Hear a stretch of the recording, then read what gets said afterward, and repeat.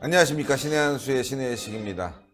문재인 정권이 들어서 대한민국 민주주의가 지금 망쳐지고 있다, 이런 얘기가 많이 들리고 있습니다. 북한에는 신경을 쓰고 있는데 외교, 안보, 동맹은 다 깨고 있습니다. 그러다 보니 대한민국 민주주의가 파괴되는 것은 아니냐, 이런 얘기가 들리고 있습니다. 이와 관련해서요, 오늘은 박종선 작가님 모셨습니다. 안녕하십니까. 안녕하세요. 예. 네.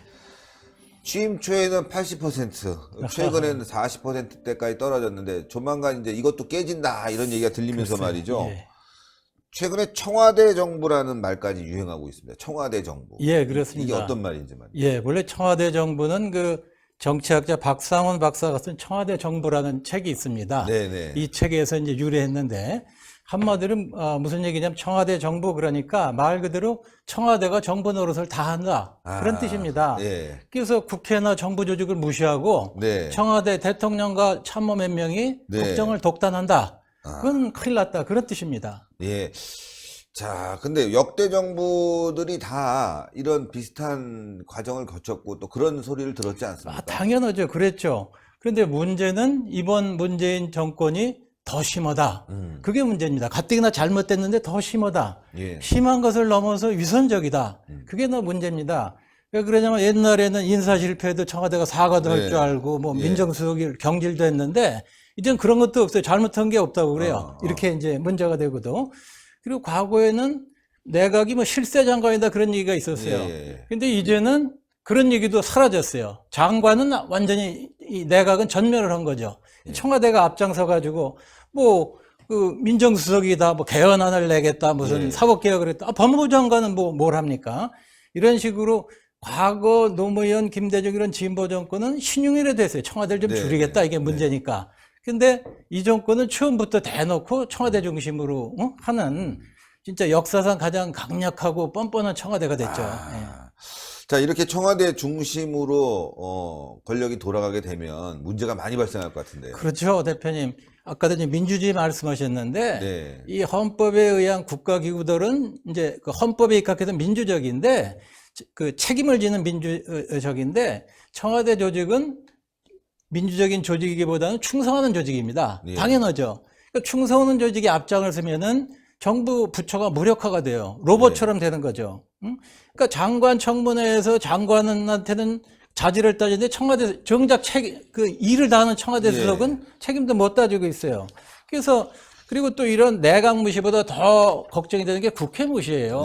마치 국회가 대통령 발목을 잡느니 뭐 이런 얘기를 해서 마치 국회를 대통령을 도와주는 보조기관, 이렇게 인식하는 게 우리나라가 전통적으로 잘못됐죠. 그리고 이 정권 들어와서도 여전히 더 강하게 그런 현상이 있습니다. 이게 대통령은 본래 행정부의 도움을 받아서 또 국회의 견제와 협조를 받아서 국정을 공동으로 운영하는 그런 민주주의의 한 개인이죠. 책임 있는 일 개인이죠.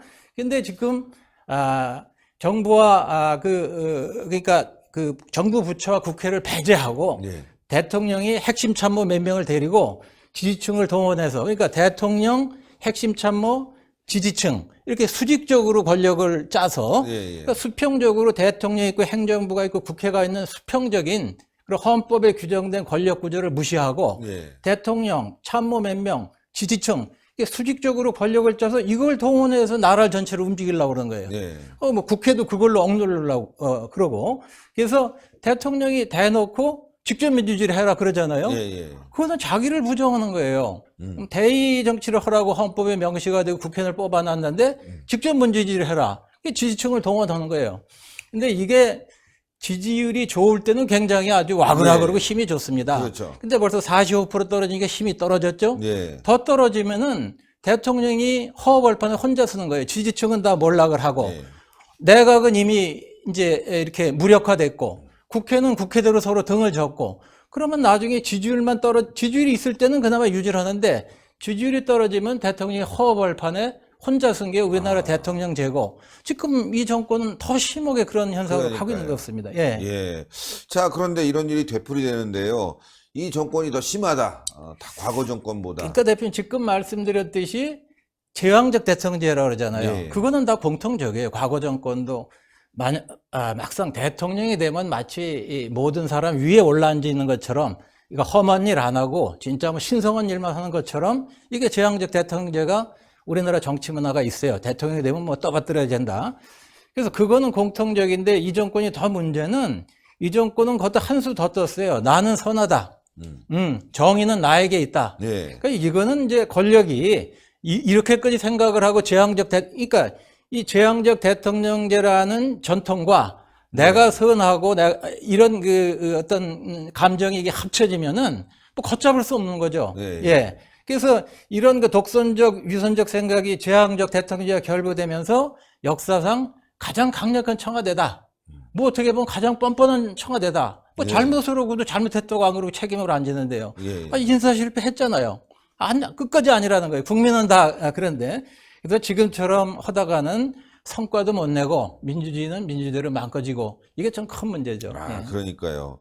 이런 청와대가 어떤 해악을 국민들에게 끼칠 것인가도 많이 궁금합니다, 진짜로. 그렇죠. 지금도 말씀드렸지만 대통령은 민주주의에서 대통령이 된다고 해서 신분이 바뀌는 게 아닙니다. 네. 그러면 여전히 국회와 다시 협상도 하고 국회도 달래고 협의하고 그래서 미국 같은 나라는 대통령이 국회의원들 만나는 게 큰일 아닙니까? 네. 근데 우리나라 대통령은 자기가 국회의원보다 더 예를 들어서 네. 제한 것다 그래서 그런 걸 안 해요. 그리고 국민들한테는 국회 때문에 일을 못한다. 국회가 발목을 잡는다. 네. 이렇게 선전을 해요. 그럼 국민들은 가만히 있어. 대통령이 일을 하려는데 국회가 못하나 이렇게 지금 다 오해를 하고 있어요. 근데 대통령이 이렇게 국회를 적대시하고 여당을 들러리 세우는 거 아니에요. 네. 뭐 옛날에도 그랬지만 특히 지금도. 여당을 자기 수족처럼 부리려고 그러니까 대통령이 이런 자세를 고수하면은 한마디로 국회는 동물원이 됩니다. 왜? 국회랑 대통령이 갈등을 할 수밖에 없어요. 여당하고 야당이 싸울 수밖에 없어요. 타협보다. 예. 왜? 대통령이 무조건 시키니까. 그렇죠. 여당한테 이거 무조건 해라. 그럼 여당이 뭘 어떻게 할 수 있는 여력이 없는 겁니다. 그러니까 여력이 없으니까 야당하고 그냥 부딪히는 거예요. 예. 그 국회가 파열음이 되는 거예요. 그러니까 지난번에도 대통령은 야당 대표가 대통령은 김정은 대변이다. 네. 충분히 정치적으로 할 수 있는 얘기거든요. 네네. 그 얘기라니까 여당 국회의원들이 벌떼처럼 일어나잖아요. 그렇죠. 그건 말이 안 되는 거죠. 그 정도 비판도 대통령이 못 받을 존재가 아니거든요. 네. 그래서 이것처럼 지금처럼 제왕적 대통령이 나는 선하다 그런 생각까지 겹치면은 이런 식으로 우리 국회는 동물원 수준밖에 갈등 수준밖에 안 되는 거죠. 예. 근데 국회도 잘하는 게 없다. 견제는커녕 말이죠. 지금 여권에 들러리나 서고 있고 야당도 뭐 최근 좀 나아지긴 했지만 야당도 좀 제대로 된 견제를 못하고 있다. 이런 비판도 있습니다. 예, 그래서 물론 그렇습니다. 그게 참 국회에 대해서 뼈아픈 지적인데요. 근데 또 한편 우리나라가 법적으로나 현실적으로 국회의 기능이 약합니다. 선진국에 비해서. 예. 여전히 국회가 더 강화가 돼야 돼 아직도 약합니다.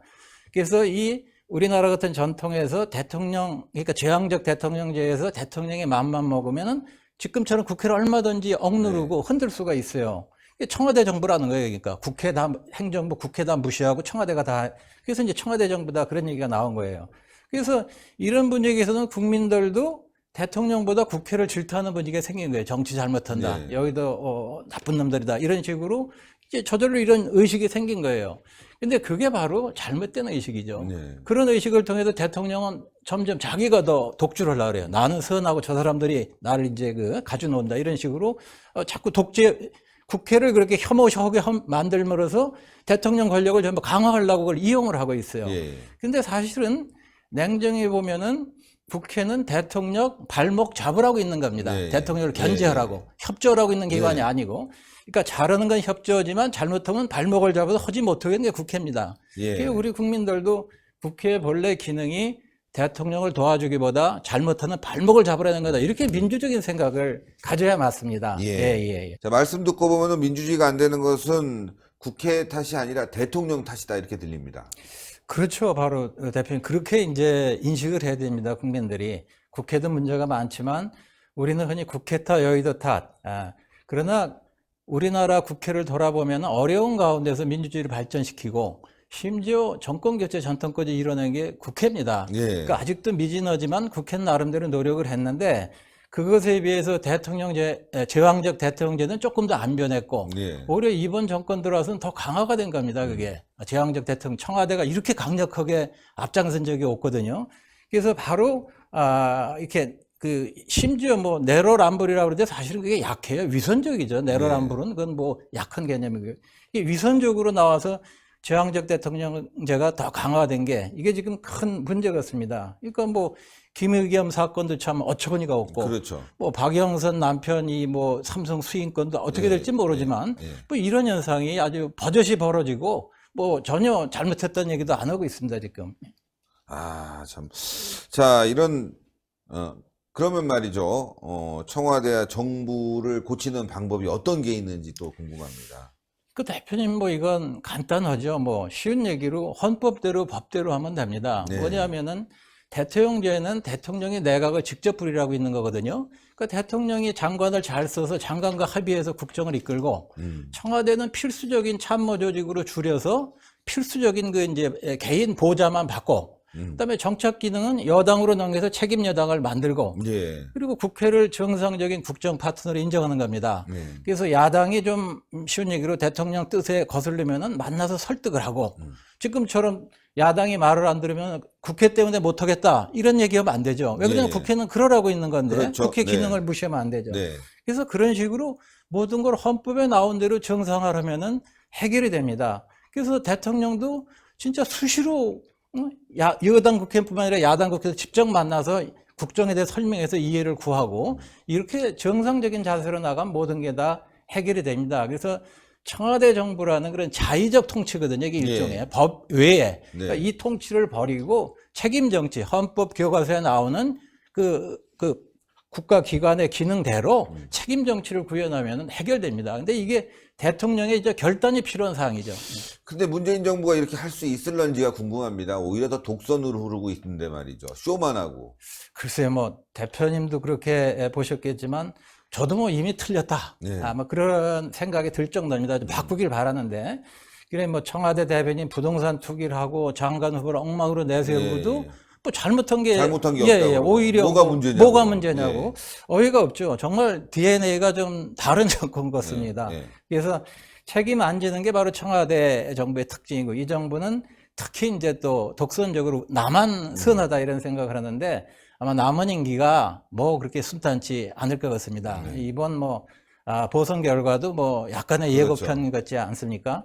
그래서 아까도 말씀드렸지만 이런 청와대 정부가 이제 극단화된 형태인데 역대 정부가 다 그랬지만 이 정부 특히 더한데 이게 극단화가 되면은 이게 이제 아까 말씀드린 대통령 참모 몇 명 지지층으로 연결된 이렇게 수직적인 고리로 권력을 유지하고 국가기관 수평적인 국가 권력을 무시하고 운영하는 이제 자의적인 통치인데 이게 지지율만 떨어지면 걷잡을 수가 없는 겁니다. 그럼 대통령이 벌판에 다 앉아요. 왜?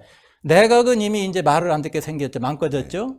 또 국회를 보면 국회는 이미 등이 졌고. 그러니까 대표님 심지어 어떤 일이 벌어집니까? 임기 말기에 여당으로부터도 대통령이 내쫓기고 탈당을 하는 그렇게 이제 지금 이 정부도 자기들은 아니라 그러지만 그런 방향으로 지금 서서히 움직이는 게 아닌가. 그래서 지금 이제 지지율이 45% 전후라고 그러는데 이게 바로 대통령 선거 때 받은 지지율입니다. 그렇죠. 그때 문 후보가 41%, 심상정 후보가 한 5%, 6%거든요. 그게 딱 45%예요. 그러니까 지금 추가로 대통령에서 받은 지지율을 다 이탈했어요. 대선 때 받은 지지율이 지금 딱 유지하고 있는데 이제 이게 무너져서 40% 벽이 무너지면은 뭐 진짜 엄청나게 추락을 하지 않을까. 뭐 국민의 한사로는 그러지 않기를 바라지만 지금식으로 했다가는 그렇게 될 가능성이 더 많지 않겠나 그렇게 생각을 합니다. 민주당이 뭐 문재인 물러나라 탈당해라 이런 얘기도 나올 수 있겠네요. 근데 그런 얘기는 안 나오도록 진짜 했으면 좋겠습니다. 그 나와야죠. 하여튼 오늘도 좋은 말씀 너무너무 감사드립니다. 대통령 지지율이 폭망하고 민주당도 떨어지니까요. 아마 고민이 많이 될 겁니다. 민주당은 특히 내년 총선을 앞두고 이거 문재인하고 함께 해야 되냐 이런 생각까지 들게 될 것 같습니다. 자, 이게 말이죠. 이 민주당 전통이 그렇습니다. 지지율이 떨어지고 대통령 힘이 없어지게 되면은 바로 공격에 나서는 게 또 저 민주당의 특성 아니겠습니까? 이거 참 내년 총선 기대되는데요. 대통령 탈당해라 이런 얘기가 나올 것 같습니다. 내년에는 말이죠. 각 후보마다 대통령과 사진 찍은 것 같은 거 다 내리고 말이죠. 다른 사진 올릴 것 같습니다. 자, 여러분들 신의 한 수 동그랗게 올라가는 구독 버튼 꼭 눌러주시고 추천 버튼, 댓글로 응원 많이 부탁드리겠습니다. 대단히 감사합니다. 감사합니다. 아유.